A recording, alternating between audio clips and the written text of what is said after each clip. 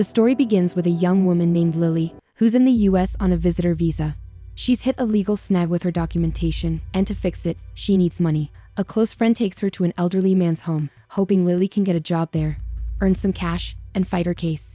They drive through a wooded area and make a quick stop. Out of nowhere, a man bursts out of the forest, frantically begging Lily for help. Startled, she jumps back into the car and says maybe he really does need help. Her friend replies, "We can't just help anyone around here. These are tribal folks, always fighting among themselves. If we get involved, it could cost us our lives." Eventually, they reach the old man's remote home. Lily's friend explains she's looking for work. The old man agrees until he hears Lily has a daughter. He frowns. All the girls who've worked here before were single. Lily reassures him, "Please don't worry, my daughter's quiet. She won't be a problem. I'll make sure of it." After a pause, he agrees to let her stay. Once her friend leaves, the old man begins showing Lily around. Mounted deer heads line the walls. "I love hunting," he says. "These are some of my best trophies." He takes her to his room and points to an old black and white photograph. "That's my great-grandfather. We were celebrating the harvest." Lily asks, "What's the harvest?" He smiles, "You'll find out. It's coming soon. We'll celebrate together." That night passes quietly. In the morning, Lily wakes up to find her daughter missing. Bella?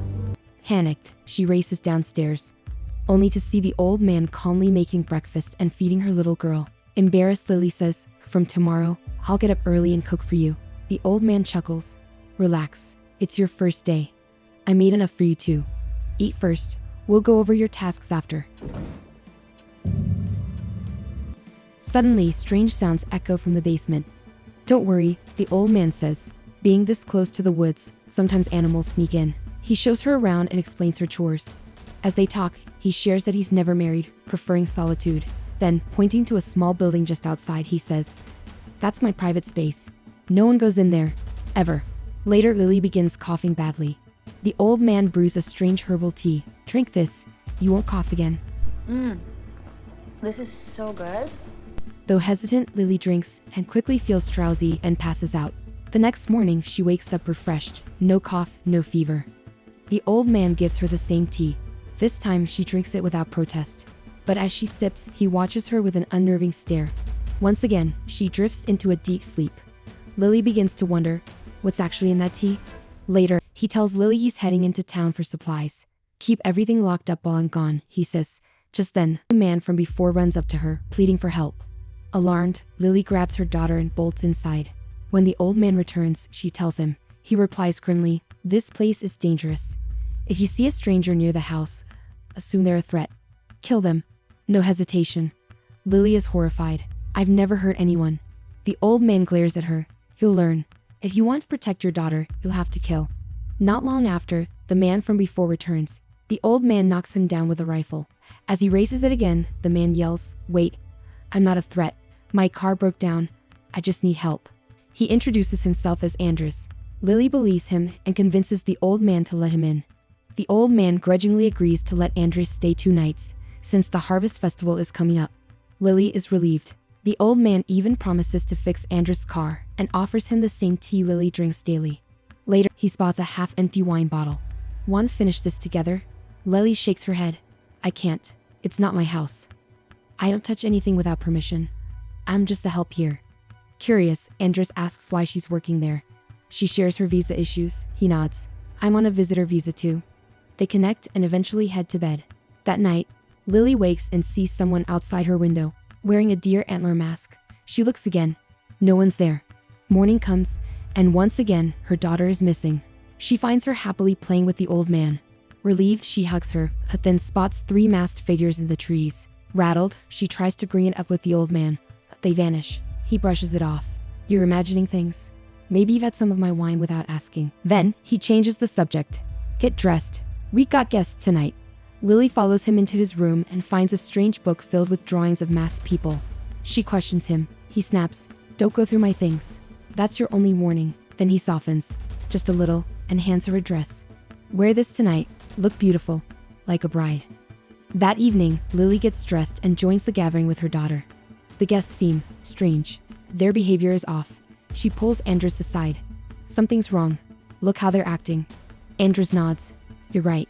If you want, you and your daughter can leave with me." I got a place. You can work for me. I'll pay you. But Lily declines. I have a contract. I can't just leave like that. Andres warns. Then stay sharp. Don't trust anyone. Just then, the old man appears and brings them back downstairs. The party continues. Later, he tells Andres his car is ready and invites him into the private room Lily was told never to enter. Once inside, Andres looks horrified. Lily looks for him, but instead sees another deer-masked figure. She starts to question her own sanity. The old man tells her Andres left. She asks, why didn't he say goodbye? He shrugs. Maybe he was in a hurry. Then he offers her the usual drink. She takes it and passes out. She wakes up briefly, lying on a white table, surrounded by people performing a bizarre ritual. Then the screen fades. Later, she's back in bed, in different clothes. She wonders, was it all a dream? She resumes her chores. While cleaning, she notices blood on the floor. Disturbed, she thinks, whose blood is this? Suspicious now, she sneaks into the old man's room and finds a wooden box hidden in the closet. Inside are photos, graphic images confirming that the community practices cannibalism during the harvest festival. There's also a book detailing everything. Just as she starts to read more, she hears footsteps. He's coming. She hides everything just in time. Downstairs, the old man is in the basement. Lily follows later and hears muffled screams from behind a locked door. He exits, holding a knife. Seeing her, he says coldly, if you value your life, never go in that room. But that night, she tries. The old man catches her just in time. Do what I say, or you'll regret it. The next day, while he's out, Lily takes her chance. She arms herself with a knife, leads her daughter upstairs, and heads into the basement. The door's locked, so she breaks it with an axe. Inside, she finds Andres, alive, but his eyes have been gouged out. Now certain of the truth, she helps Andres and escapes with him and her daughter. But the old man catches them before they can get far. Lily wakes up tied to her bed. The old man brings her food and the familiar drink. When she refuses, he growls, if you don't obey, I'll show you exactly what I'm capable of with your daughter. Terrified, Lily drinks it again. At night, the old man dresses in the ancient attire of his ancestors. Strange, ceremonial clothes, complete with a bizarre coat and a crown made of deer antlers. Then he approaches Lily. The moment she sees him, it all clicks. What she thought were hallucinations every day were actually this very real old man, appearing to her in that haunting form. He leads Lily to the bathroom, tells her to undress, and instructs her to bathe. As she begins to wash, he says coldly, you can't take part in our festival until you're clean. I'll raise your daughter myself, in the ways of our people. Lily's eyes flare with rage. She lunges at him, but before she can reach him, he shoves her under the water.